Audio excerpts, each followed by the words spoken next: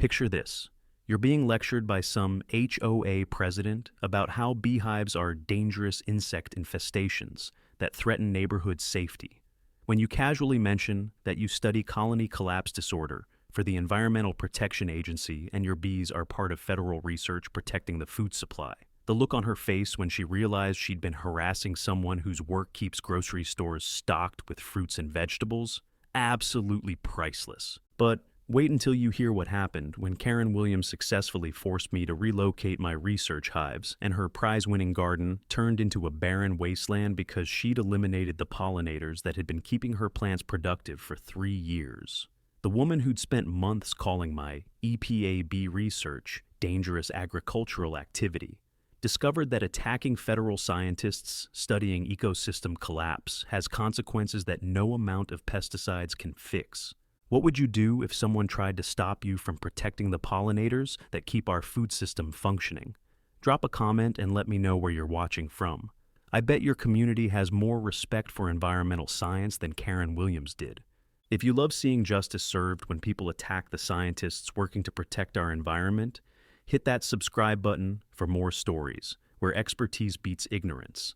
It's a perfect spring morning in Meadowbrook Heights, Oregon, and I'm standing in my backyard checking on 3 active beehives that hum with the productive energy of 60,000 European honeybees going about their essential work of pollinating everything within a 3-mile radius of our suburban neighborhood.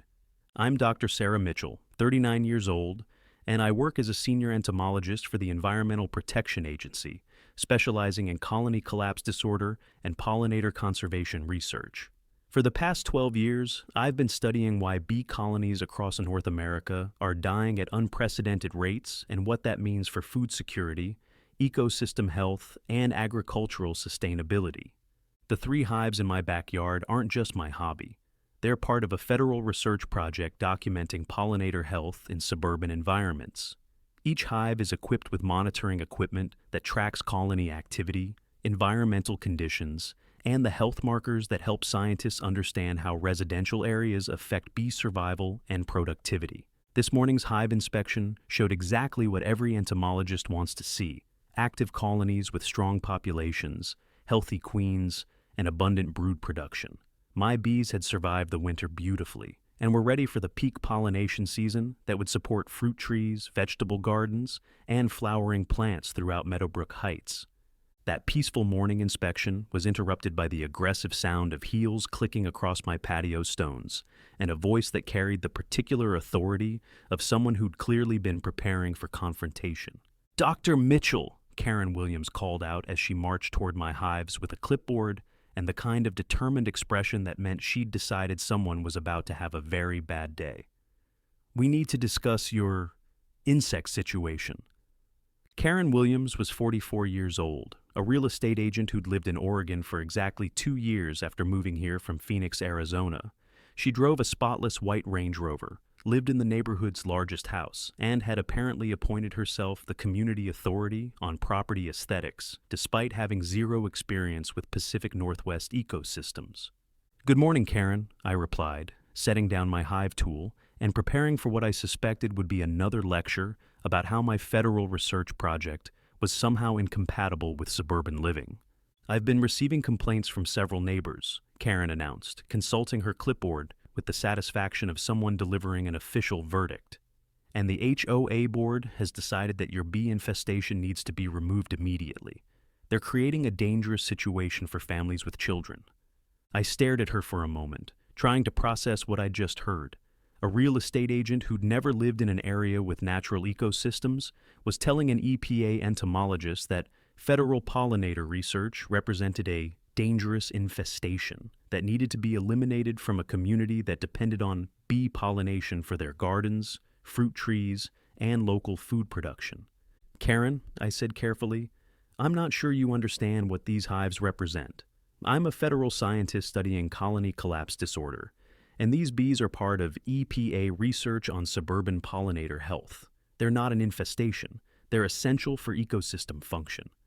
"That's exactly the kind of bureaucratic language I'm talking about," Karen interrupted, with the confidence of someone who'd clearly given this speech before. You're using government terminology to justify keeping dangerous insects that could attack neighborhood children. My research shows that bee stings can be fatal, and having thousands of aggressive insects in residential areas violates basic safety standards. The irony was staggering. Karen was lecturing me about bee safety while standing less than 50 feet from my home office, where I kept detailed records of every aspect of bee behavior, biology, and their crucial role in food production systems.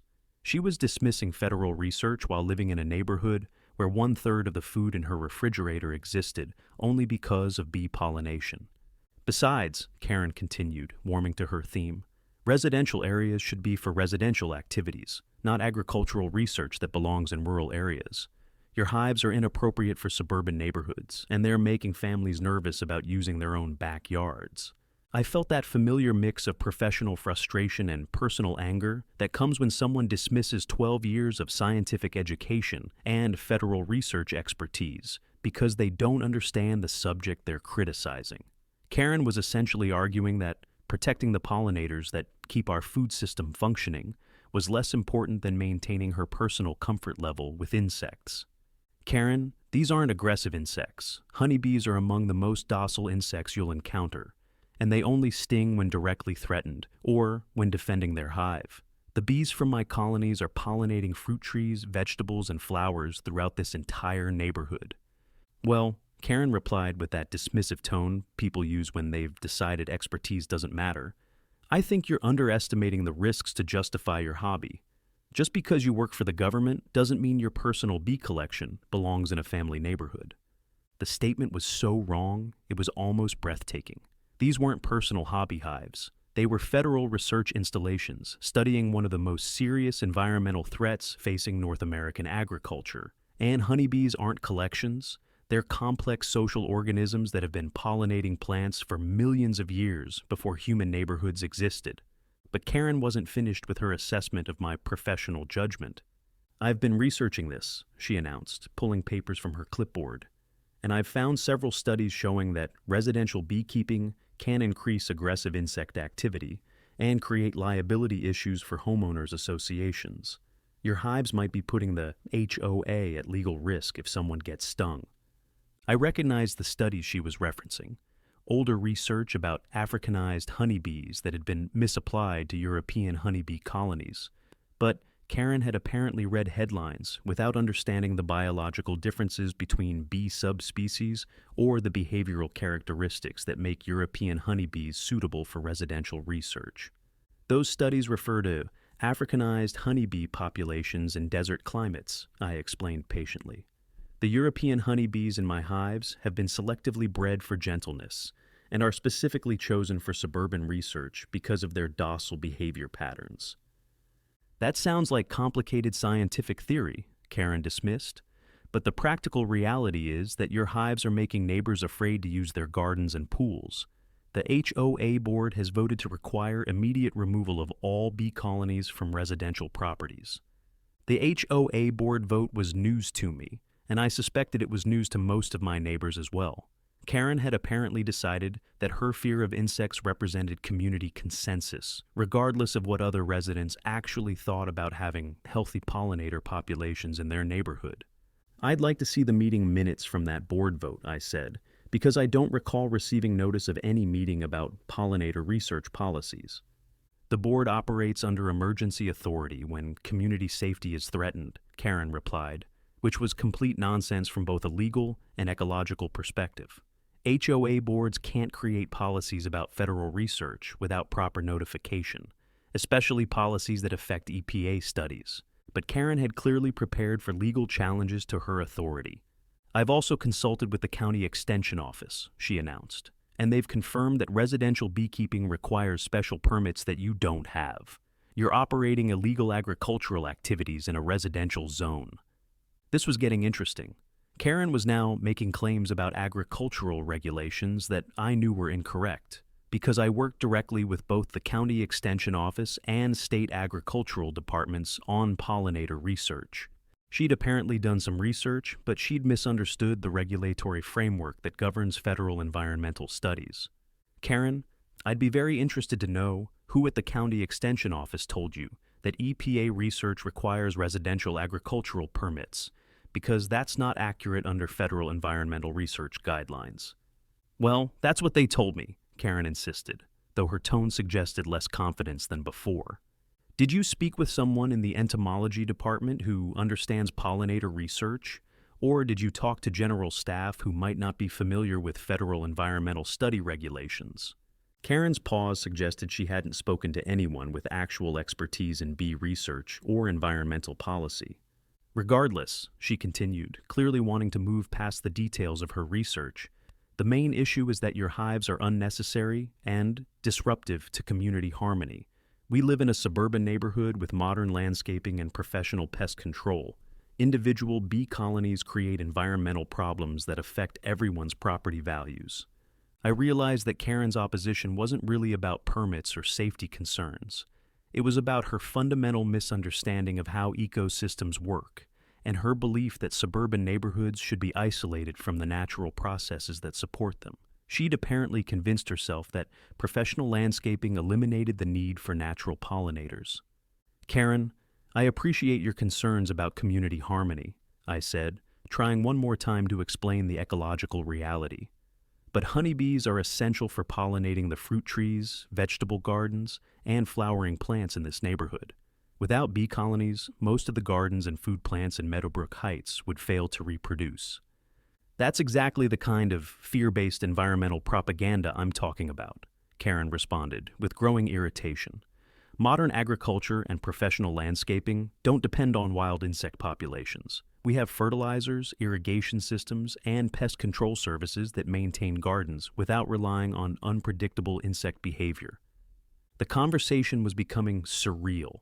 Karen was essentially arguing that technology had eliminated the need for pollination, that modern gardening could produce fruits and vegetables without the biological processes that had supported plant reproduction for millions of years. Besides, Karen added, clearly preparing her closing argument, even if pollination were still necessary, commercial agriculture handles that through professional services.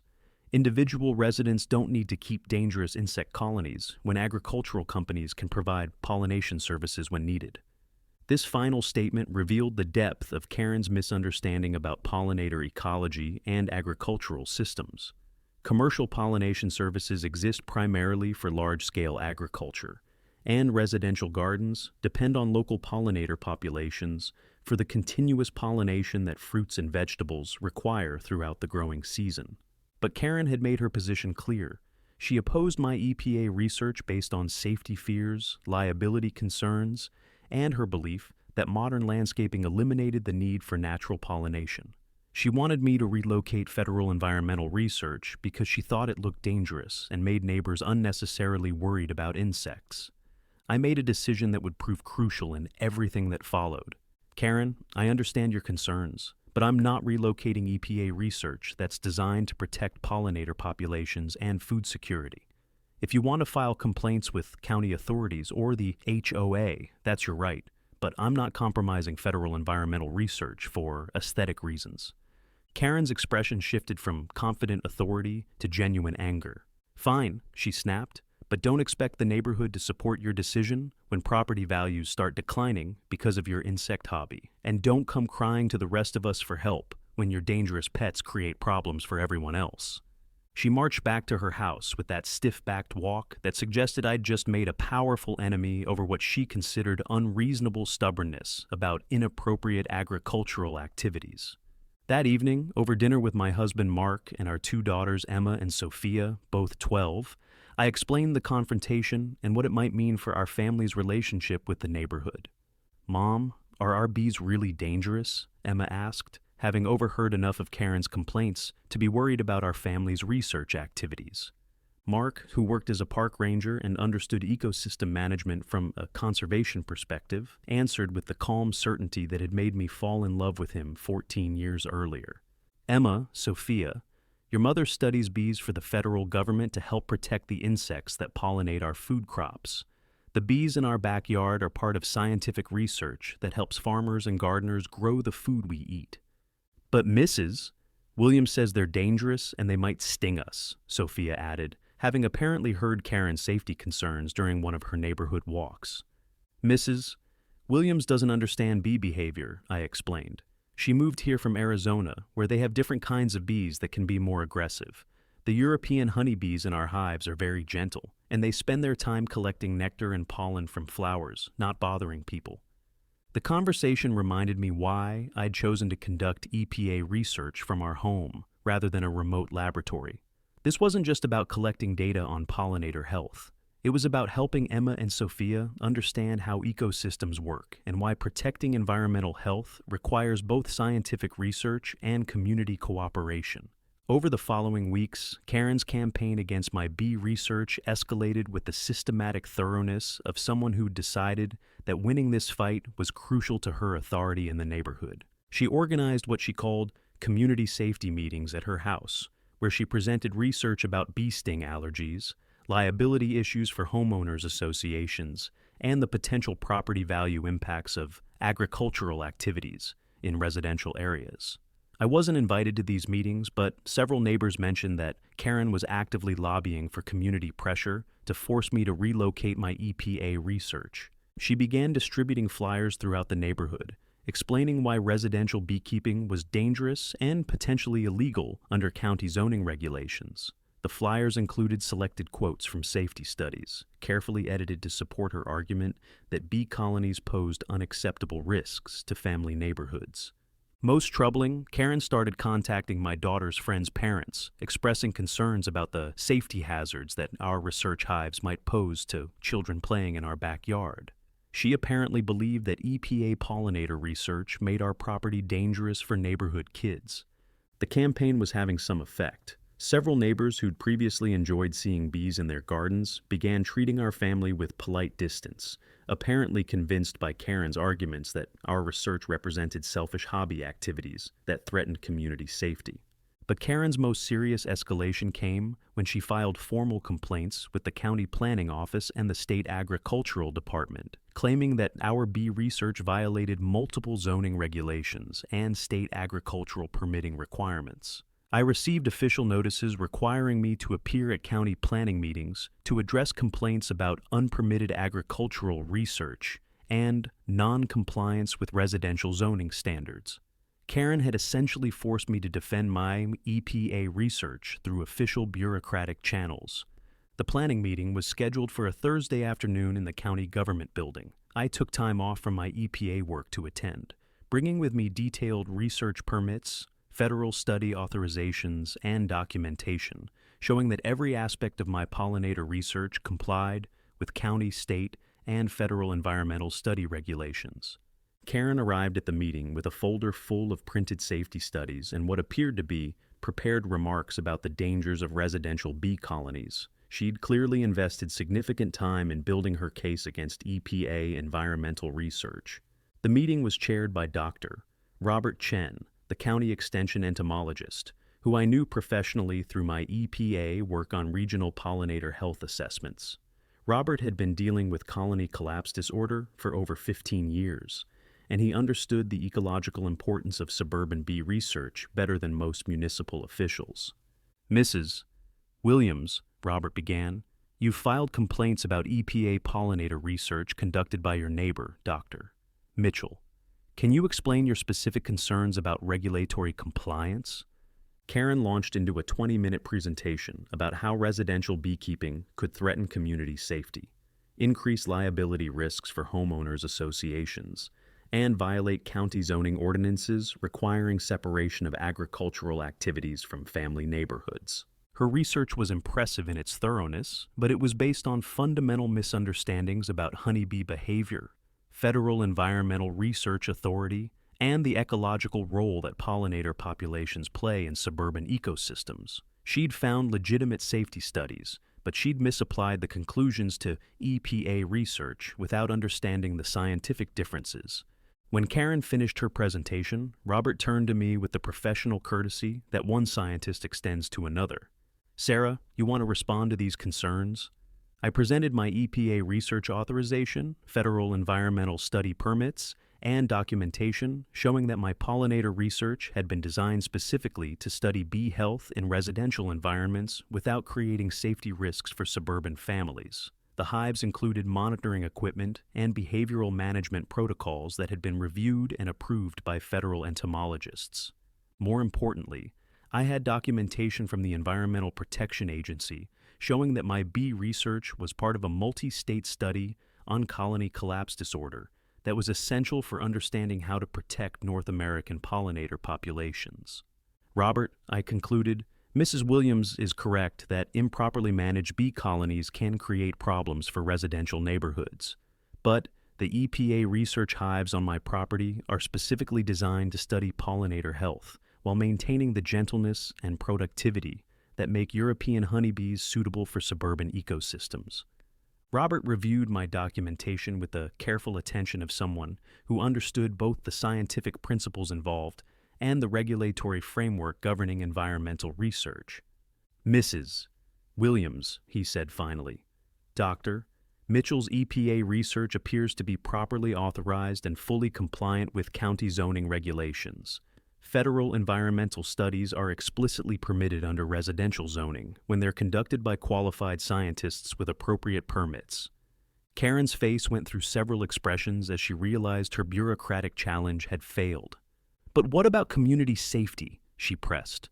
What about the liability risks and neighborhood concerns about dangerous insect populations? Ma'am, county regulations don't restrict federal environmental research based on community preferences about insects. If Dr. Mitchell's bee colonies comply with EPA research protocols and federal safety requirements, that's the extent of our regulatory authority. The meeting ended with Karen's complaints dismissed and my EPA research officially validated by County Environmental Review. But I knew this wouldn't be the end of Karen's campaign against what she saw as dangerous agricultural activities. I was right.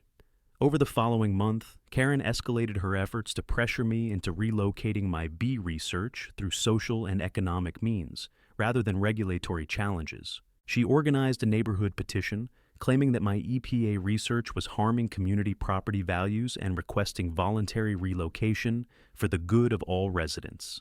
The petition gained some signatures from neighbors who'd been convinced by Karen's arguments about liability risks and safety concerns.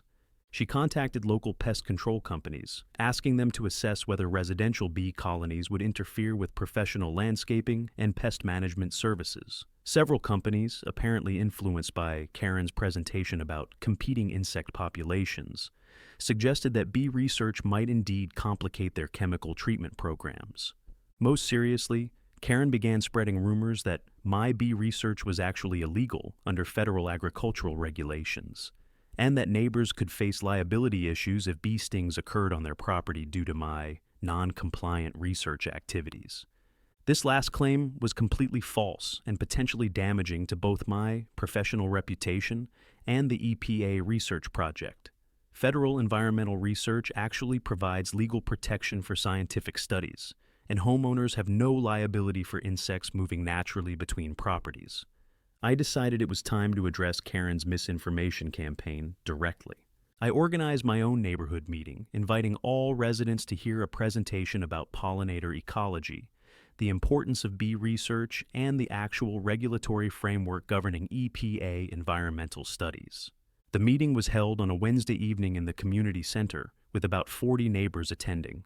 Karen was present, sitting in the front row with her familiar clipboard and a determined expression that suggested she was prepared for scientific debate.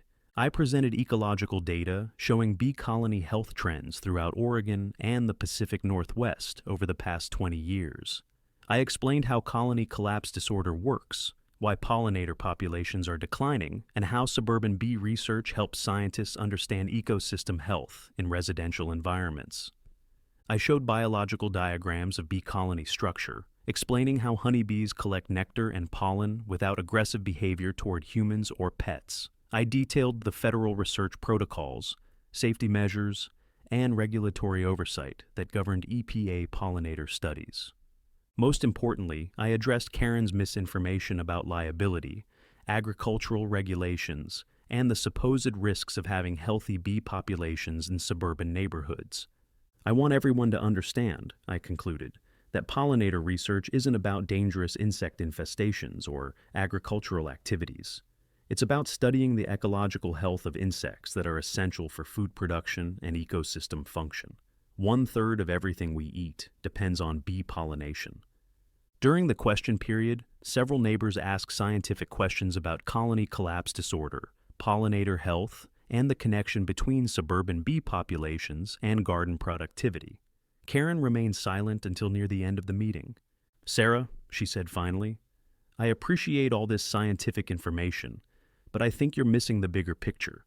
We chose to live in this neighborhood because of its modern landscaping and professional maintenance. Residents shouldn't have to worry about insect safety or become amateur entomologists to feel comfortable in their own backyards. Karen, modern landscaping actually depends on pollinator populations to maintain the flowering plants, fruit trees, and vegetable gardens that make neighborhoods attractive. Bee research isn't separate from community aesthetics. It's studying the insects that make beautiful gardens possible."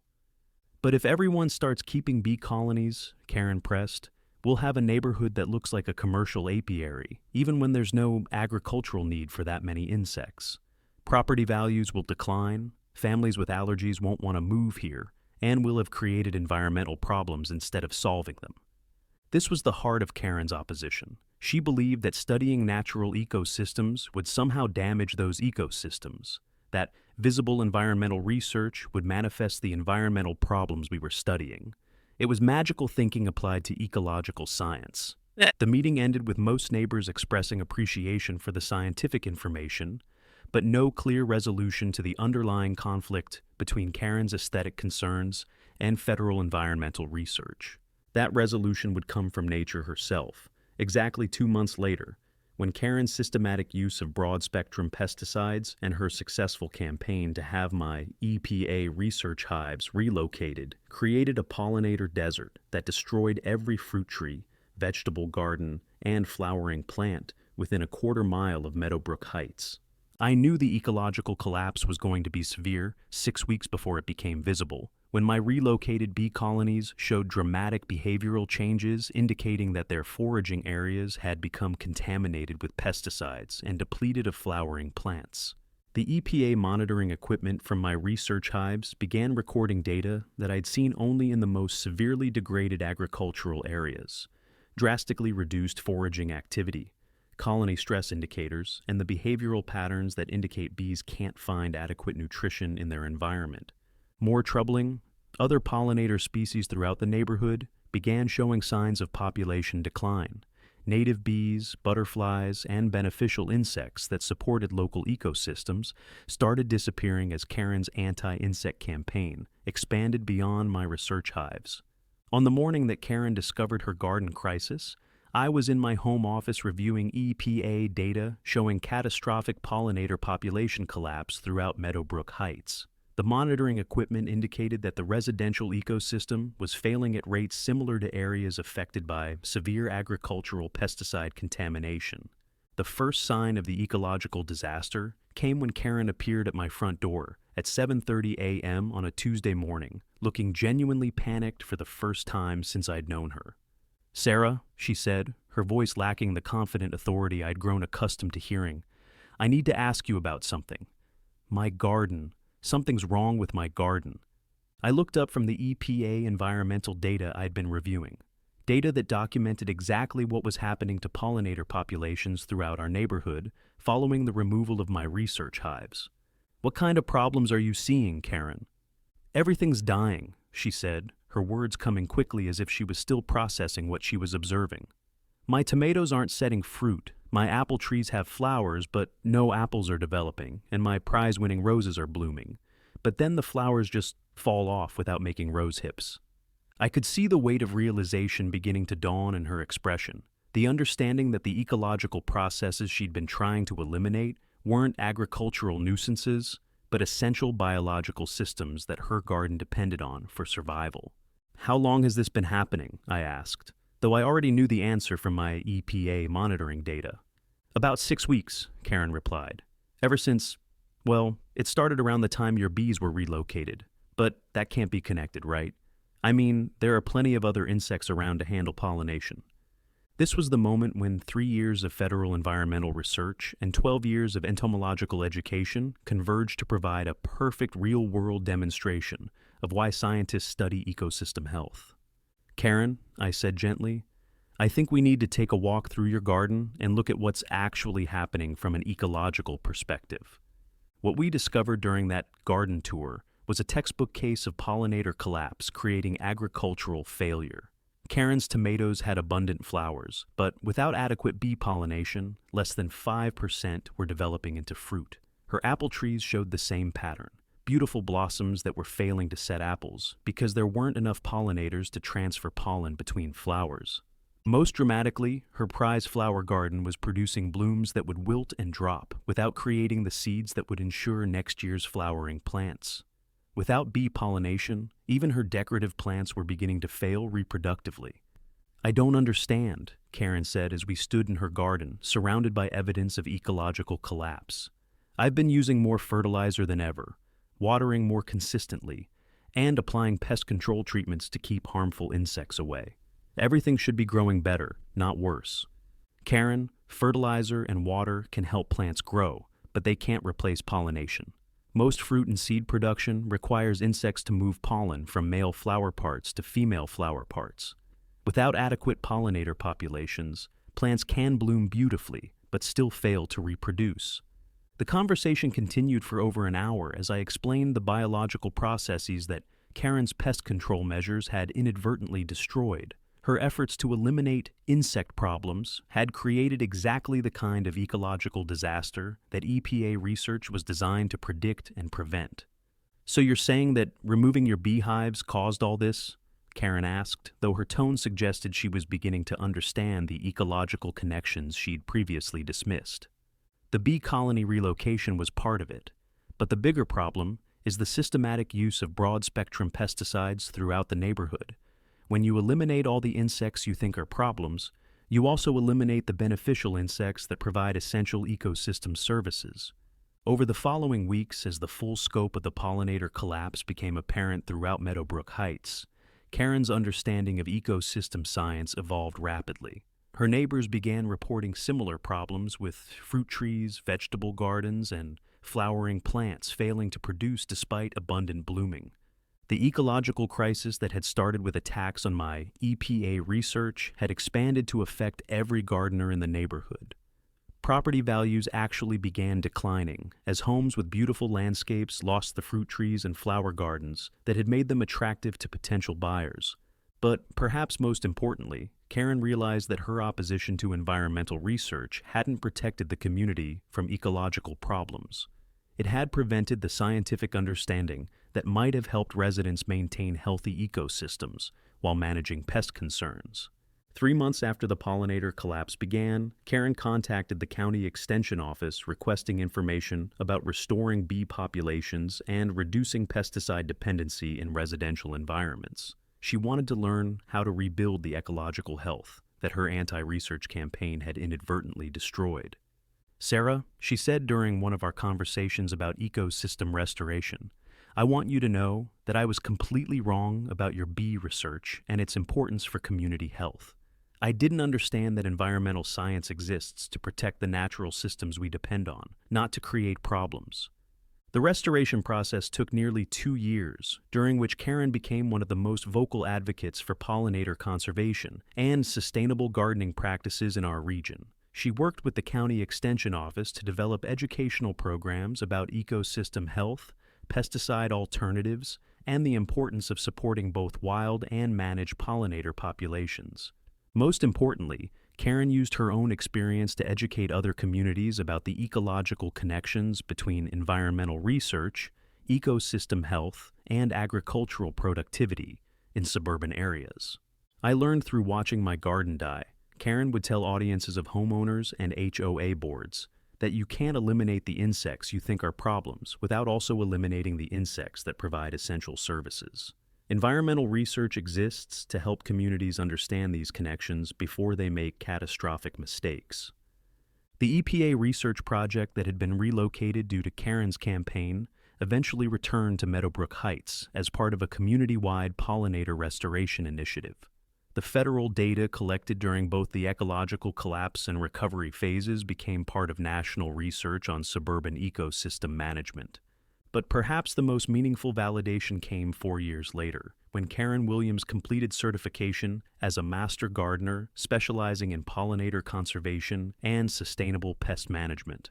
Her garden, now managed using ecological principles rather than chemical inputs, became a demonstration site for integrated pest management that supported both plant health and beneficial insect populations.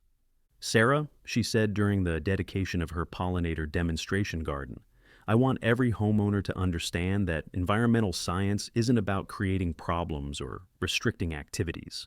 It's about understanding how natural systems work, so we can live in harmony with ecological processes rather than fighting against them."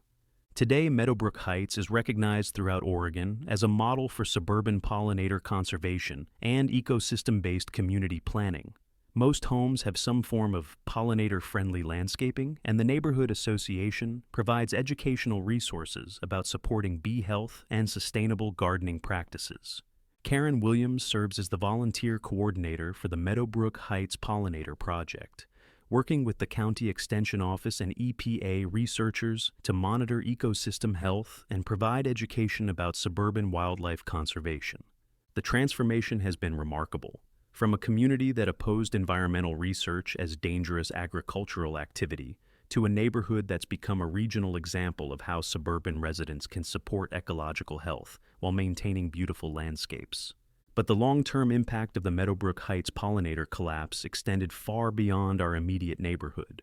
The ecological disaster prompted statewide policy changes regarding suburban ecosystem management and environmental research support in residential communities. The Oregon Department of Environmental Quality commissioned a comprehensive study of suburban pollinator health using Meadowbrook Heights as the primary case study. The research documented how residential environmental research could predict and prevent ecological disasters while supporting both human communities and natural systems. The study's findings led to the Oregon Suburban Ecosystem Protection Act, legislation that established state standards for residential environmental research and created funding incentives for communities that supported pollinator conservation and citizen science programs. The law also prohibited HOA boards and municipal authorities from restricting environmental research that met scientific standards and federal research requirements. I was invited to testify before the Oregon legislature during consideration of the Suburban Ecosystem Protection Act, representing environmental scientists who had documented ecological collapse and recovery in residential areas. The pollinator crisis in Meadowbrook Heights proved that environmental research isn't about restricting community activities, I told the legislative committee reviewing the proposed law. It's about understanding ecological processes that communities depend on for garden productivity, food security, and environmental health. Citizen science and federal environmental research provide early warning systems that can prevent ecological disasters. The legislation passed unanimously and became a model for similar laws in other environmentally conscious states throughout the Pacific Northwest and Northeast. Federal environmental agencies began promoting suburban environmental research as essential infrastructure for community resilience rather than optional scientific curiosity. Karen's transformation became equally comprehensive during this period. She completed certification as a community environmental steward, specializing in suburban ecosystem education and residential pollinator conservation. Her personal experience with ecological collapse, combined with her previous opposition to environmental research, made her an unusually effective advocate for community environmental science. I have unique credibility when I talk to homeowners who are skeptical about environmental research, Karen explained during one of her community presentations. I can honestly say that I was wrong about everything. The ecological risks, the research importance, the connection between environmental health and community prosperity. I lost my entire garden because I dismissed scientific knowledge and prioritized aesthetic control over ecological understanding. Her presentations typically included before and after photos of Meadowbrook Heights during the pollinator collapse, showing the dramatic difference between areas with healthy pollinator populations and areas where pesticide use had eliminated beneficial insects. The visual impact of thriving gardens supported by bee colonies contrasted with failed crops in pesticide-treated areas provided compelling evidence that environmental research protected rather than threatened community interests. Karen also worked with agricultural extension services to develop pollinator assessment programs, helping homeowners understand how suburban ecosystem health affected property values, food security, and environmental sustainability. The extension partnerships proved particularly valuable for convincing budget-conscious homeowners that supporting environmental research was economically sensible as well as ecologically beneficial.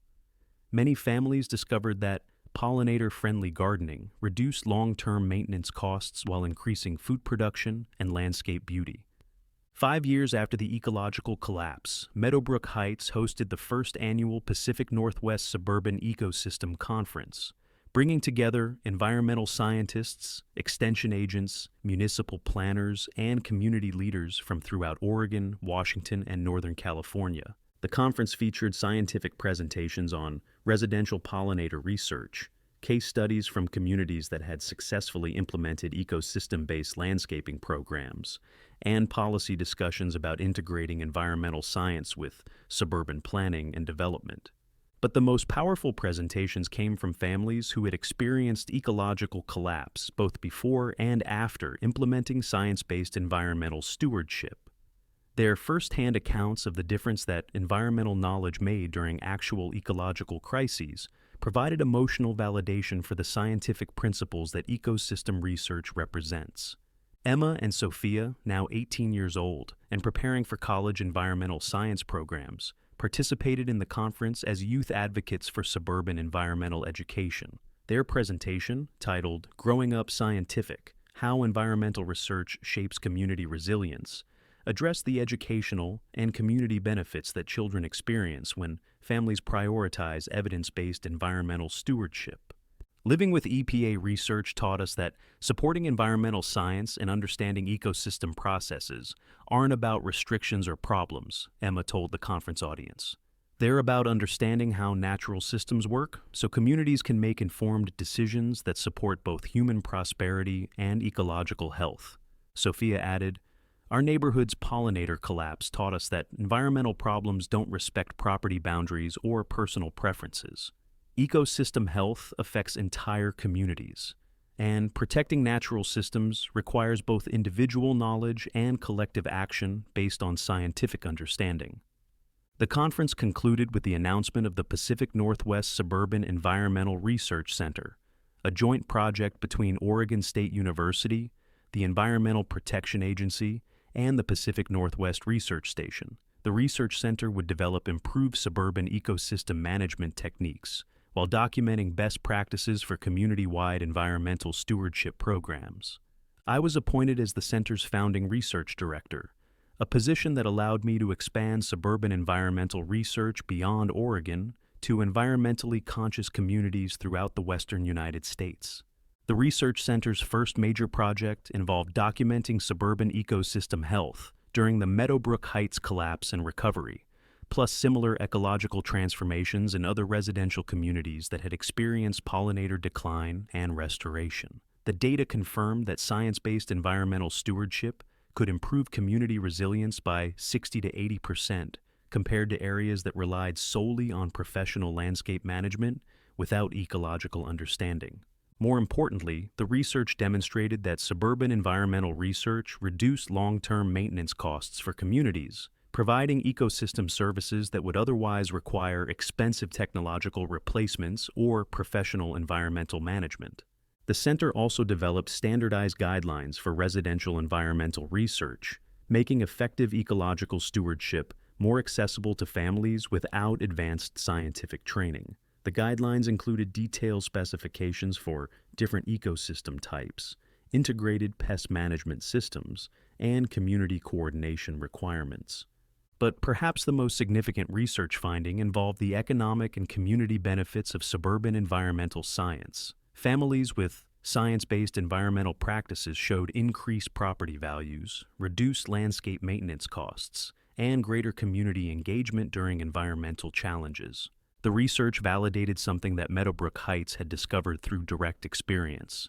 individual environmental knowledge creates stronger, more resilient communities rather than creating barriers to community development. Today, 12 years after the Meadowbrook Heights pollinator collapse, over 60% of Oregon's suburban communities have some form of resident-supported environmental research or citizen science program. Property values in environmentally conscious neighborhoods significantly exceed values in areas that rely solely on professional management without ecological understanding. The transformation has been so comprehensive that new residents moving to Oregon residential communities routinely ask about environmental research opportunities and citizen science programs during home purchasing negotiations. Real estate agents now market community environmental programs as premium features that increase both property values and quality of life.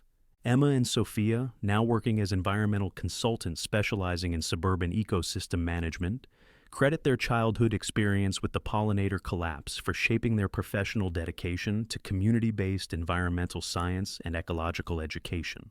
Growing up in a neighborhood that experienced ecological disaster and then recovery taught us that environmental research isn't about restricting human activities. Emma explained during a recent interview about her work developing community environmental programs. It's about understanding natural systems, so communities can make decisions that support both human prosperity and ecological health.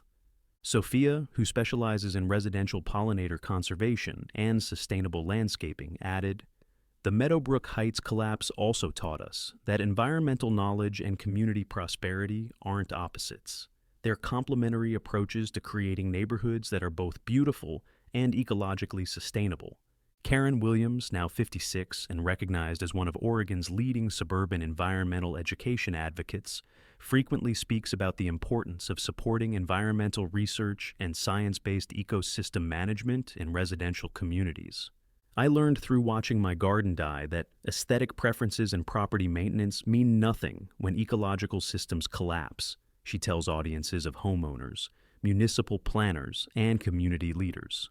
Suburban environmental research isn't about restrictions or complications.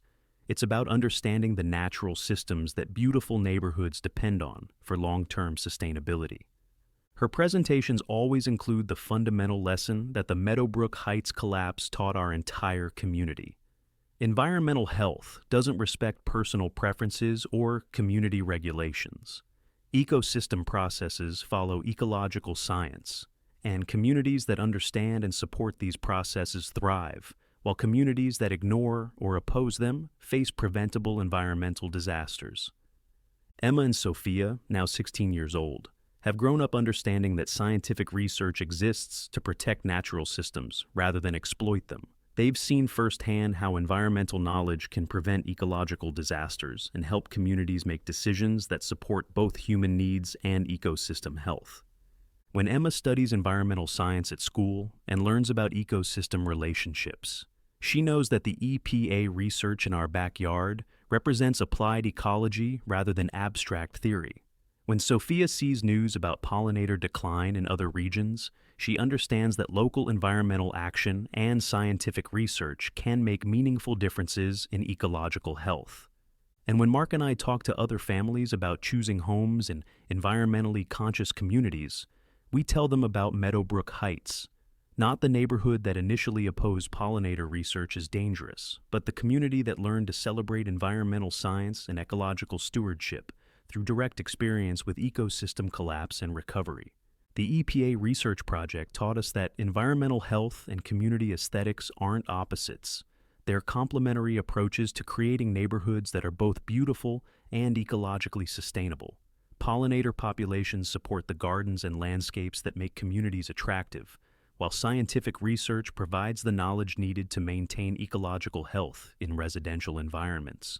More importantly, the pollinator crisis demonstrated that environmental problems don't respect property boundaries or personal preferences.